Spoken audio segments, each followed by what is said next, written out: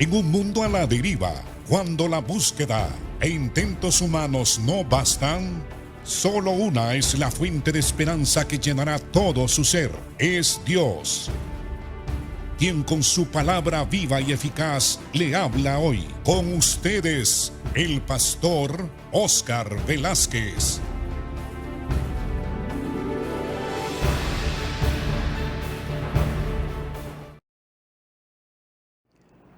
Bienvenido al programa Viva y Eficaz. Ayer comenzamos el tema sobre la doctrina de la redención. Hablábamos que a causa de la entrada del pecado al mundo por Adán, todos hemos participado del pecado y como consecuencia del pecado ha venido la muerte física, la muerte espiritual y en el futuro vendrá sobre el ser humano la muerte eterna, donde el ser humano quedará separado eternamente de su Creador en un lugar que la Biblia lo menciona de diferentes maneras, con diferentes nombres. Lo llama el abismo, lo llama el lugar de oscuridad, también lo llama excluido de la presencia de Dios, también se le llama lugar de tormento, se le llama infierno y se le llama también un lago de fuego que arde con azufre. Así que esta muerte espiritual eterna, al estar separado el ser humano eternamente de su Creador, de esas consecuencias de la muerte física, de la muerte espiritual, de una vida vacía, sin propósito alguno, es que nos redime nuestro Señor y Salvador Jesucristo. Y que necesitamos de ese Redentor porque el Redentor tendría que ser ciertamente sin culpa. Si Jesús iba legalmente, judicialmente, a asumir la culpa del ser humano, era necesario que este Redentor fuera totalmente inocente, santo, puro, sin mancha, sin pecado alguno. Y como decíamos el día de ayer, el ser humano común no califica para ser redentor de la humanidad, por cuanto todos estamos bajo la misma condenación y bajo la misma condición de pecado que todos los demás seres humanos.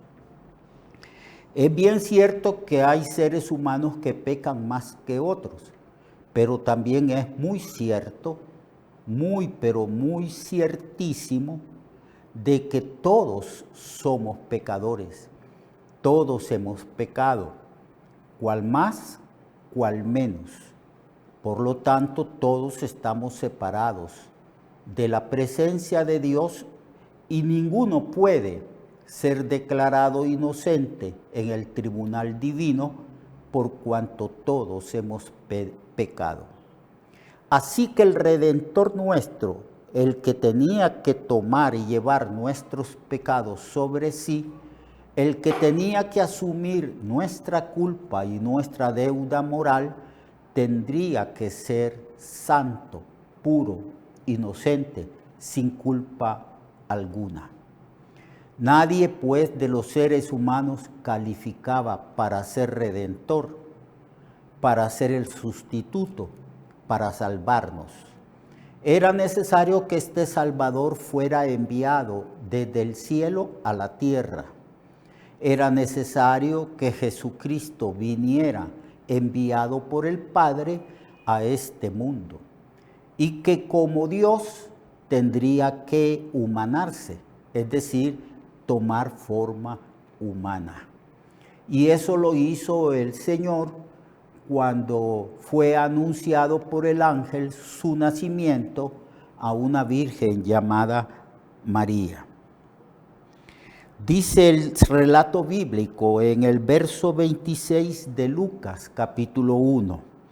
Al sexto mes, el ángel Gabriel fue enviado por Dios a una ciudad de Galilea llamada Nazaret, a una virgen desposada con un varón que se llama José, de la casa de David, y el nombre de la virgen era María. Y entrando el ángel donde ella estaba, dijo: salve, muy favorecida, el Señor es contigo, bendita tú entre las mujeres. Mas ella no entendía lo que pasaba y pensaba qué clase de salutación sería esta. Entonces el ángel le dijo: María, no temas, porque has hallado gracia delante de Dios, y ahora concebirás en tu vientre y darás a luz un hijo, y llamarás su nombre Jesús. Este será grande y será llamado Hijo del Altísimo. El Señor Dios le dará el trono de David su padre, reinará sobre la casa de Jacob para siempre, y su reino no tendrá fin. Luego María pregunta al ángel: ¿cómo puede ser posible esto si yo soy una mujer virgen? No he tenido relación con un hombre. Entonces el ángel le dijo: el Espíritu Santo vendrá sobre ti, el poder del Altísimo te cubrirá con su sombra, por lo cual también el santo ser que nacerá será llamado Hijo de Dios. Aquí pues, amados hermanos y amigos, se habla de la venida del Redentor. El Redentor nuestro es la segunda persona de la Trinidad. Dios está constituido de tres personas: el Padre, el Hijo, el Espíritu Santo. Estas tres personas comparten la misma esencia, la misma divinidad. Por lo tanto, es un solo Dios manifestado, constituido, revelado a nosotros en tres personas. La segunda persona, que es Cristo el Señor, vino al mundo y tomó forma humana, para así poder identificarse y representar al ser humano, y para así también llevar sobre sí la culpa, el pecado de todos nosotros, la rebelión de todos nosotros. El ángel le dice a María que el santo ser que nacerá de ella será llamado el Hijo del Altísimo, es decir, el Hijo de Dios. Dios envió a su Hijo al mundo. Dios no podía proveerse de un Salvador entre los seres humanos, porque todos nosotros, los seres humanos, hemos pecado. La experiencia común de la raza humana es que todos hemos pecado. Así que necesitábamos a alguien que no hubiera pecado. Por esa razón, Dios tuvo que enviar a su Hijo Jesucristo al mundo. Pero tenía que humanarse, tenía que tomar la forma humana. Y Dios, en su sabiduría, hizo que Jesús tomase la forma humana en el vientre de una mujer llamada María. Ese fue el gran misterio de la encarnación, donde Dios se hizo carne, es decir, Dios se hizo humano, sin dejar de ser Dios, por supuesto. Y ahora Cristo, al cumplir los 30 años, después de llevar una vida sin pecado, sin falta, cumpliendo con todos los requisitos de la ley y de la voluntad de Dios, Cristo se manifiesta al mundo, predicando el Evangelio y diciéndole a la humanidad entera, a los seres humanos: el tiempo se ha cumplido, el reino de los cielos se ha acercado, arrepentíos, convertíos y creed al Evangelio. Esta fue la demanda de Jesucristo al pueblo de Israel y a todos los pueblos sobre la faz de la tierra. La demanda de Cristo a los hombres de Israel y a todos los hombres de toda raza y de toda condición en el mundo. El reino de los cielos se ha acercado. Arrepentíos, convertíos y creed al Evangelio. En estas pocas palabras se resume la demanda divina para que el ser humano sea redimido, rescatado, liberado. Cristo es el libertador que Dios proveyó a favor de la humanidad. Él es el libertador que no vino de la tierra sino del cielo. Él descendió, Él vino por el Padre. Él fue enviado por el Padre mismo para redimir a toda la raza humana, a todos aquellos que crean en Él y que se arrepientan y que acepten el Evangelio según la demanda de Jesús. Entonces Jesús se constituye en redentor. ¿De qué es lo que nos redime Cristo? ¿Qué significa la palabra redención? ¿Y por qué fue necesario que Dios proveyera un redentor?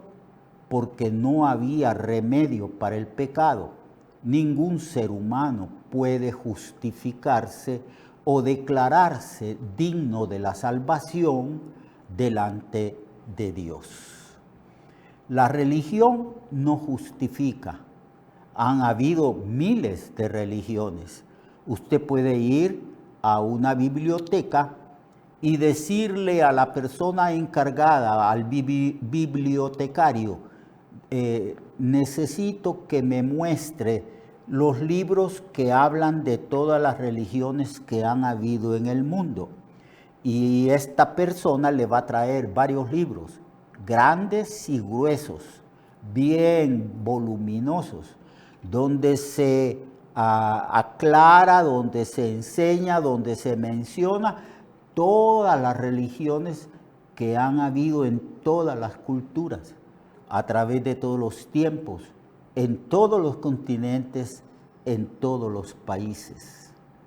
Pero nada de eso puede ser efectivo para que Dios perdone nuestros pecados. Porque el problema del pecado es un problema judicial, es un asunto de leyes, es un asunto de justicia, es un asunto de ética. Hemos pecado. ¿Y qué es el pecado? La Biblia declara que el pecado es transgresión de la ley de Dios. Dios ha dado leyes morales, leyes de conducta al ser humano, leyes de justicia, porque Dios es un Dios de justicia. Ha legislado leyes para que nosotros por medio de ellas podamos regular y vivir nuestra vida aquí en la tierra.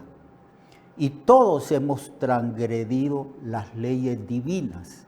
Por lo tanto, en el tribunal de Dios, nosotros tenemos que ser juzgados por nuestras transgresiones y nuestros pecados. Y no hay nada, ningún medio, ningún método, ninguna forma en que nosotros podamos liberarnos de la culpa de nuestras transgresiones. Era necesario que Cristo viniera al mundo, tomara forma humana y muriera por nosotros. La muerte de Cristo no es una muerte de sí mismo por sí mismo, sino que es una muerte vicaria. La palabra vicaria significa que Él muere por otros. Dice la Biblia una y otra vez que Jesucristo murió por nuestros pecados, por los pecados de nosotros. Dios cargó, puso sobre Jesús la culpa nuestra, las consecuencias de nuestras transgresiones, de nuestros pecados. Dios castigó nuestros pecados en el cuerpo de Jesucristo sobre un madero que se llama la cruz. Allí Jesús murió ofrendando su vida, pagando el precio de nuestra culpa, pagando por nuestros pecados en esa cruz.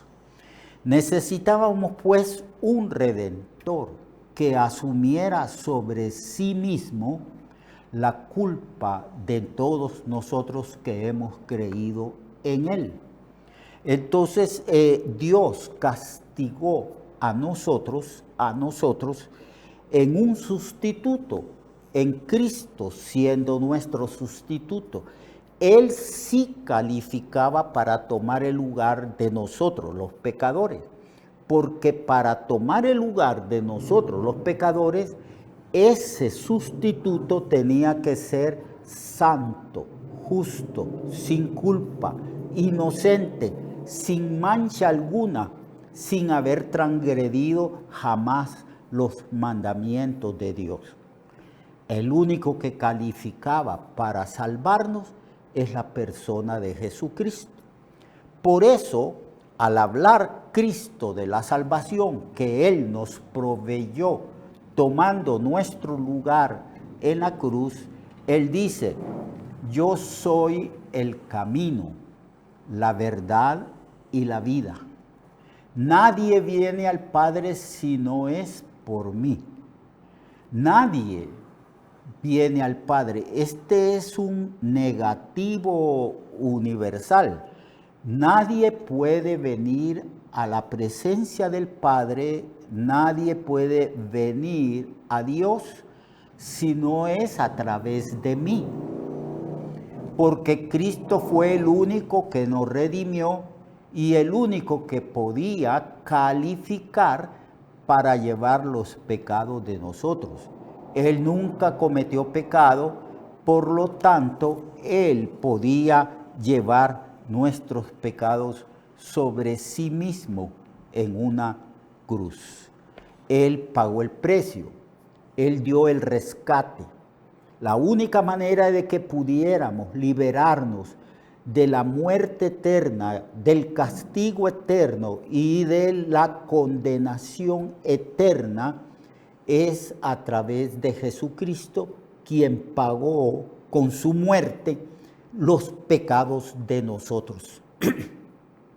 Eso es lo que significa ser redimidos.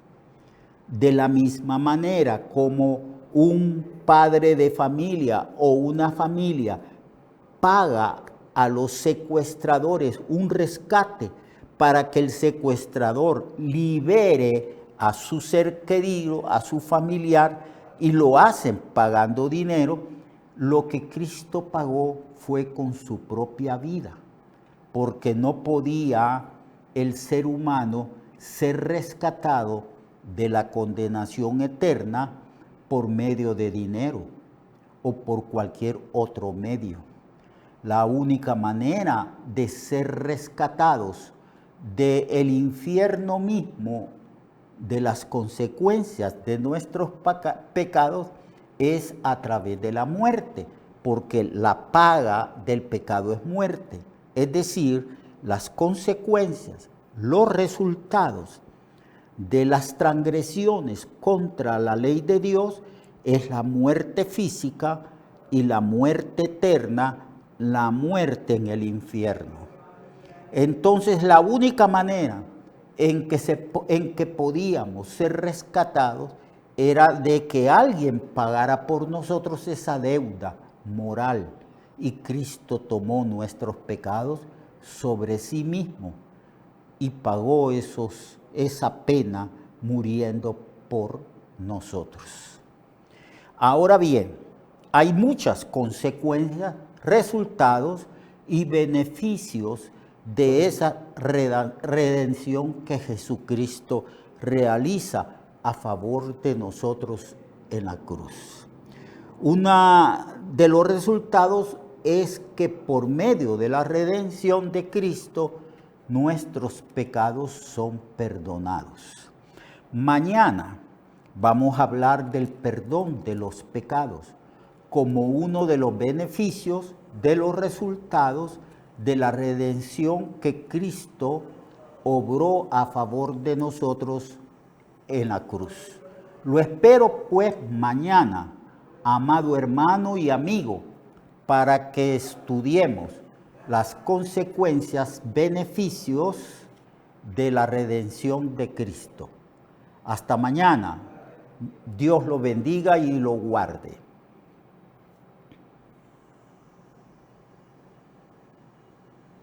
Recuerde que su vida puede cambiar y mejorar, porque la palabra de Dios es viva y eficaz, y más cortante que toda espada de dos filos. Hebreos 4:12. Nuestra oración y deseo es que esta palabra predicada lleve mucho fruto. Le esperamos en el próximo programa, a esta misma hora y en esta misma estación.